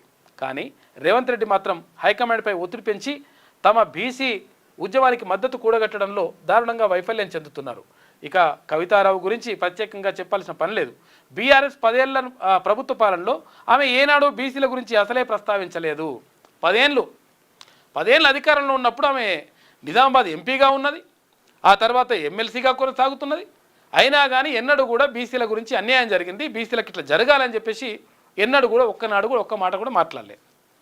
ఇప్పుడు బీసీ గౌడామనే అయింది, బీసీ యాదవామనే అయింది, బీసీ మున్నూరు కాపనామనే అయింది, బీసీ పటేలయమనే అయింది, తర్వాత బీసీ ముదిరాజామనే అయింది, బీసీ రజక ఆమెనే అయింది, బీసీ నాయ బ్రాహ్మణ ఆమెనే అయింది. అన్నీ ఆమెనే అవుతుంది. ఇప్పుడు అట్లుంటుంది అన్నమాట లెక్క. బీఆర్ఎస్ 10 ఏళ్ల ప్రభుత్వ పాలనలో ఆమె ఏనాడు బీసీల గురించి అసలే ప్రస్తావించలేదు. కానీ ఇప్పుడు మాత్రం బీసీలకు ఆమె టేకేదారు అయినట్లు మాట్లాడుతుండడమే ఆశ్చర్యం కలిగిస్తుంది. వెలమ కులానికి చెందిన కవితారావు బీసీల కోసం ఉద్యమం చేయడమే విస్మయం కలిగిస్తుంది. అయితే ఇదంతా చూస్తున్న బీసీ మేధావులు మాత్రం గమ్మునుండడం గమనార్హమని చెప్పేసి ఒక వ్యాసం కనిపిస్తూ ఉంది, ప్రత్యేక కథనం.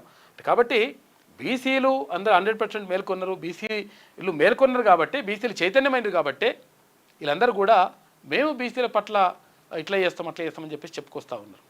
కాబట్టి గమనించాలి ఇదంతా కూడా. ఆపరేషన్ కగార్ పుణ్యం 5 కేంద్ర కమిటీ సభ్యులు హతం. 2004లో 32 నుంచి 40 మంది కేంద్ర కమిటీ సభ్యులు, ప్రస్తుతం 15 నుంచి 20 మందే సెంట్రల్ కమిటీ మెంబర్స్ ఉన్నారంట.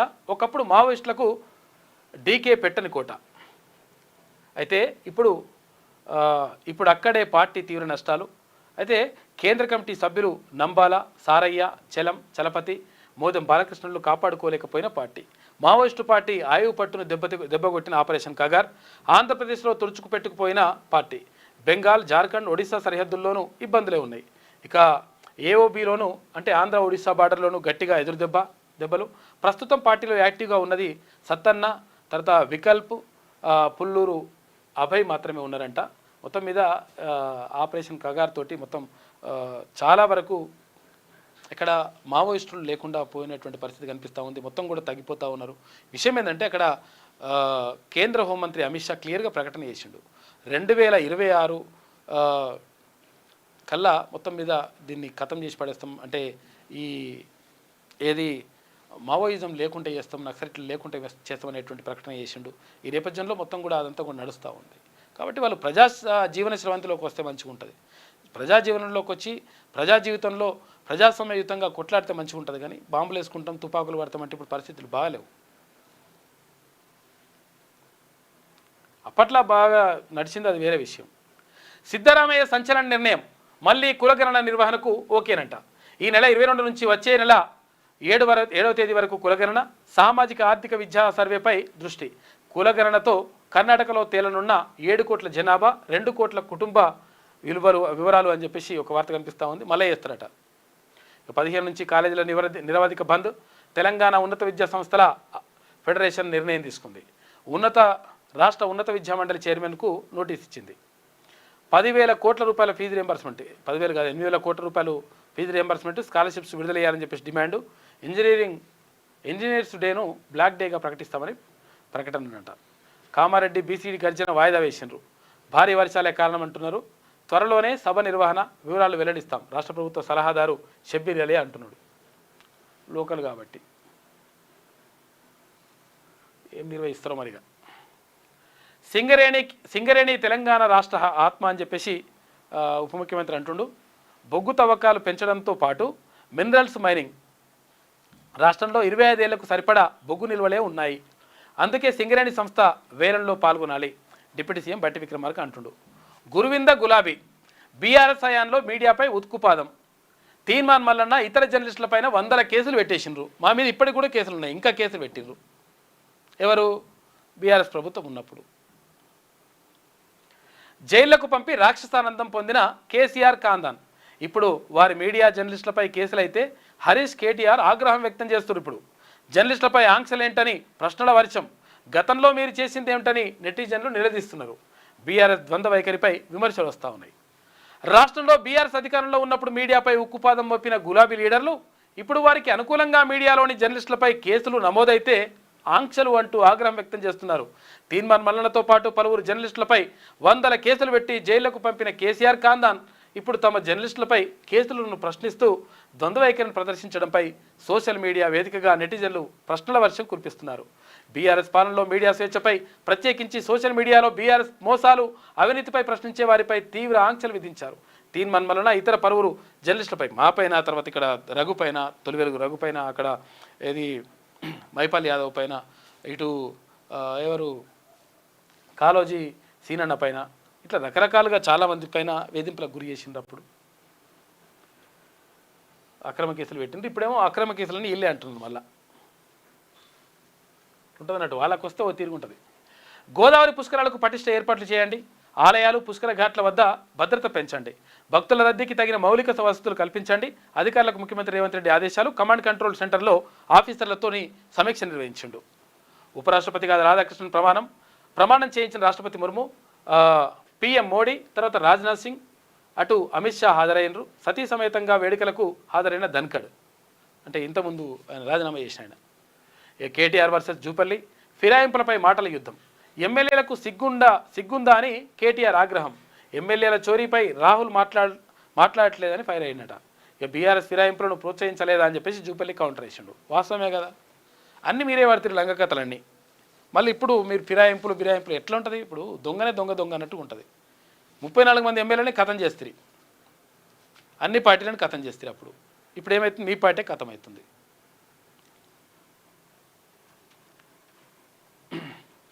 ఆపరేషన్ కగార్ పుణ్యం అని చెప్పేసి ఒక వార్త కనిపిస్తుంది. ఇక పోలీసులను తెలుసుకోండి అని చెప్పేసి చైతన్యం కండి అన్న పుస్తకమే రాస్తున్నట్టుండు కదా సకినాల సుధాకర్ పటేల్. ఎందుకంటే పోలీసులకు సంబంధించినటువంటి అంశం, మంచి విషయాలు ఇవన్నీ తెలుసుకోవాల్సినటువంటి అంశాలు. 4 రోజుల నుంచి రాస్తున్నట్టున్నాడు. అంటే పోలీస్ స్టేషన్ పోతే ఏంది, అసలు పరిస్థితి ఏంది, ఏమవుతుంది, ఎఫ్ఐఆర్ అంటే ఏంటిది, ఎట్లా దాఖలు చేయొచ్చు, ఏం కథ, అసలు పోలీసులు వాళ్ళ విధులు ఏంది, అసలు మనం ఏమైనా అడగొచ్చా, ఎట్లా చేయొచ్చు, ఏం కథ అని పూర్తి వివరాలు మొత్తం కూడా రాస్తూ ఉన్నాడు సకినాల సుధాకర్ పటేల్. మంచి వ్యాసం కాబట్టి చదవండి ఒకసారి. నేటి మాట చూసుకుంటే, నా ప్రజలకు ఏమైంది? రాష్ట్రంలో అవినీతి విచ్చలవిడిగా పెరిగిపోతుంటే ఎందుకు నోళ్లు మూసుకున్నారు? గత ప్రభుత్వంలో జరిగిన అవినీతి అక్రమాలపై చర్యలేవని అధికారంలో ఉన్న ప్రభుత్వాన్ని నిలదీయలేరా? లక్షల కోట్ల రూపాయల అప్పు తెలంగాణ ప్రజలపై మోపితే ఒక్కరన్నా నోరు మెరుపుదరా? హస్తం పార్టీ అధికారంలోకి వస్తే అవినీతి చేసినోళ్ళు ఎంతటి వారినైనా వదిలిపెట్టమన్న లీడర్లను నడిబజార్లో ఈ జనాలు అడగలేరా? ప్రభుత్వ భూములు వేల ఎకరాలు కబ్జాలు చేసినోళ్ళు దర్జాగా రోడ్ల మీద తిరుగుతుంటే తెలంగాణ ప్రజలు నోళ్లు మూసుకున్నారా? పార్టీలు వేరైనా రాజకీయ నాయకులు ఒక్కటేనన్న భయంతో ఈ ప్రజలు బతుకుతున్నారా? పట్టపగలు ఓట్లు అమ్ముకునే జనాలకు రాష్ట్రంలో జరుగుతున్న అన్యాయాలపై అడిగే హక్కు లేదని మౌనంగా ఉన్నారా? ఎన్ని ప్రభుత్వాలు మారినా రాజకీయ నాయకులు అవినీతి అరికట్టలేని ప్రజలు మార్పు కోసం ముందుకు రారా? ఇంకా బానిసలుగా బతికేందుకే నా ప్రజలు గొర్రెలోలే తలలు ఊపుతున్నారా అని చెప్పేసి పెద్దపల్లి రాజన్న ఆవేదనతోటి ఆవేశంతో రాసిండు. తెలంగాణ ప్రజలకు ఏమైంది అని చెప్పేసి కింద కనిపిస్తూ ఉంది వ్యాసం. ఇక ప్రభుత్వాలు మారినా నిరుద్యోగుల రాతలు మారలేదని చెప్పేసి పాపం నిరుద్యోగుల బాధల గురించి కోలాహలం Lakshmanaraju MA political science Nizam college యాతవాకిల్ అని చెప్పేసి ఒక ప్రత్యేక వ్యాసం రాసిండు నిరుద్యోగుల పరిస్థితి పైన. గ్రామాభివృద్ధి దేశాభివృద్ధి అని చెప్పేసి అంటున్నారు. ఇది శనార్థి తెలంగాణలో ఉన్నటువంటి ప్రధాన కథనాలు. అయితే ఒకసారి ఈమెమంటుందో చూద్దాం. ఈమె ఇక కల్లోల మణిపూర్కు 28 నెలల తర్వాత ఎట్టకేలకు నేడు ప్రధాని పర్యటన, మళ్లీ చెలరేగిన హింసాకాండ, మోదీకి స్వాగతం పలుకుతూ ఏర్పాటు చేసిన పోస్టర్లకు నిప్పు పెట్టినట, నిరసనకారులపై లాఠీ చార్జ్ చేసిండ్రు. నిన్న నేపాల్ తాత్కాలిక ప్రధానిగా సుశీలా కర్కి ప్రమాణం చేయించిన దేశాధ్యక్షుడు పౌడేల్ ఎమర్జెన్సీ విధించే యోచన ఉందంట. 6 నెలల్లోగా ప్రతినిధులు సభకు ఎన్నికవుతారట. 2026 మార్చిలో ఎన్నికలు నిర్వహించాలని చెప్పేసి అనుకుంటారట. అక్కడ పట్టపగలే దారి దోపిడీ, డమ్మీ గన్ చూపించి 40 లక్షల రూపాయలు చోరీ అంట.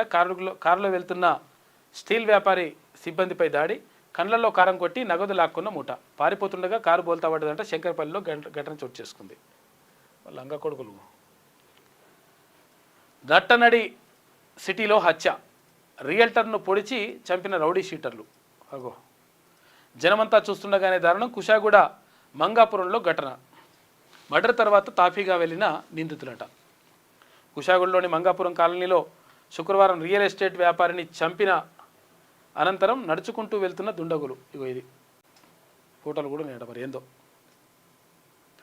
రాజధానిలో దుండగులు రెచ్చిపోయారు.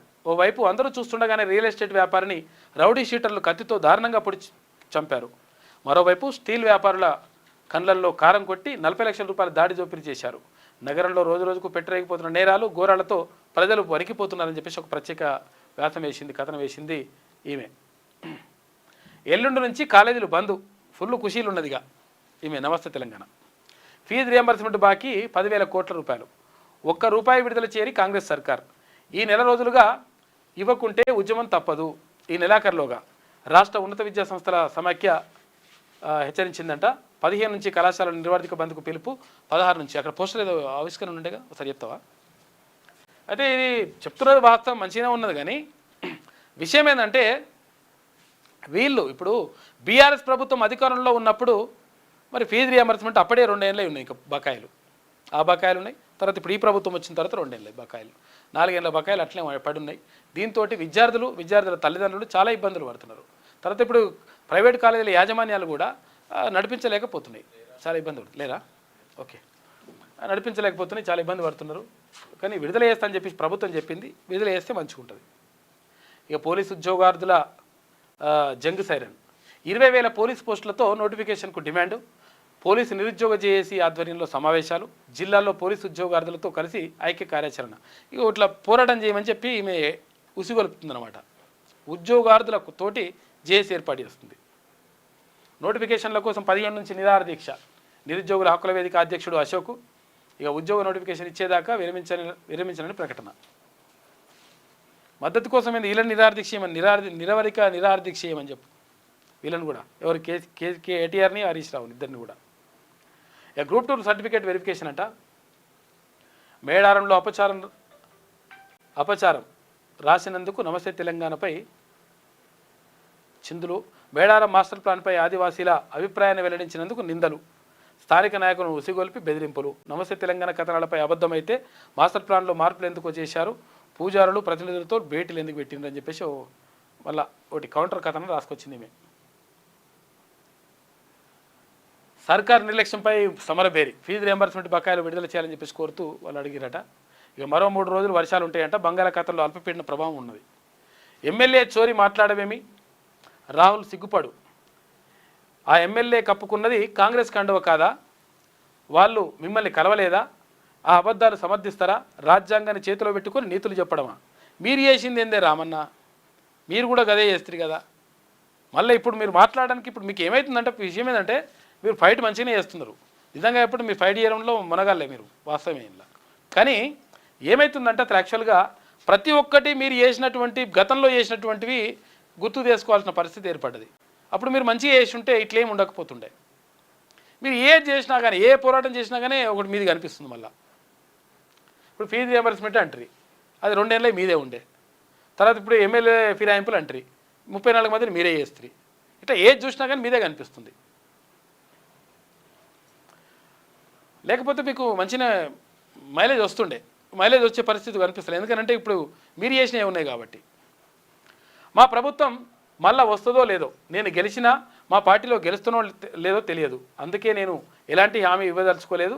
ఆదిలాబాద్ పర్యటనలో మంత్రి జూపల్లి కృష్ణారావు వ్యాఖ్యలు సోషల్ మీడియాలో వీడియో వైరల్ అవుతుందని చెప్పేసి ఒకటి వేసిండు వార్త. రైతు గోస చూపినందుకు క్యూరోస్ ప్రతినిధిపై అక్రమ కేసు పెట్టిందని చెప్పేసి మీరు ఎన్ని కేసులు పెడతారా నాయన, మీరు కావాల్సిన అబద్ధాల కేసులు అక్రమ కేసులు పెట్టి ఆగమాగం చేస్తారు, జైల్లో పడేస్తారు. ఏమవుతుంది ఇప్పుడు యూపీఐ 10 లక్షల దాకా అని చెప్పేసి ఒకటి, నిజాలు దాచి నిస్సిగ్గుగా బొమ్కి, అర్హత వేటు నుంచి అనర్హత వేటు నుంచి తప్పించుకునేందుకు ఫిరాయింపు ఎమ్మెల్యేల పాటలు, ప్రజాస్వామ్యాన్ని అపహాస్యం చేసేలా స్పీకర్ నోటీసులకు జవాబు లేకనట, యూరియా కోతలపై కన్నెర్ర అని చెప్పేసి ఒక వార్త కనిపిస్తూ ఉంది. వీళ్ళకి ఇప్పుడు ఏంటంటే ఫిరాయింపుల గురించి మాట్లాడేటువంటి అర్హత బీఆర్ఎస్కి లేదు. ఇప్పుడు వేరే ఎవరైనా మాట్లాడితే ఏమైనా అనుకోవచ్చు, ఎందుకనంటే నిజంగా వీళ్ళు ఏమైనా చేయకపోతే, ఏమన్నా అటువంటిది ఏమైనా చేయకపోతే సరే మాట్లాడుతుర్లే, వాళ్ళ వైపు న్యాయం ఉన్నదిలే, ఫిరాయింపు చేయడం కరెక్ట్ కాదులే అని చెప్పేసి అనిపిస్తుండే. కానీ మీరు చేసిందే కథనే, నీవు నేర్పిన విద్య కదా నీరజాక్ష అన్నట్టు కేసీఆర్ చేసినటువంటి కథనే కదా ఇదంతా కూడా, ఆయన నేర్పిందే కాబట్టి. ఈ అబద్ధాలు కానీ, తర్వాత ఇప్పుడు ఏంటి అబద్ధాలు ఆడడం కానీ, ఫిరాయింపులు కానీ, లేకపోతే ఇప్పుడు భూత పురాణాలు కానీ, రకరకాలుగా అన్నిటికీ ఆద్యుడు ఎవరు అని చెప్పేసి ఒకవేళ రేపు ఏమైనా క్వశ్చన్లు ఇస్తే ఆ క్వశ్చన్లకు ఆన్సర్ అయితే మాత్రం కేసీఆర్ అనేది వస్తుంది కథ.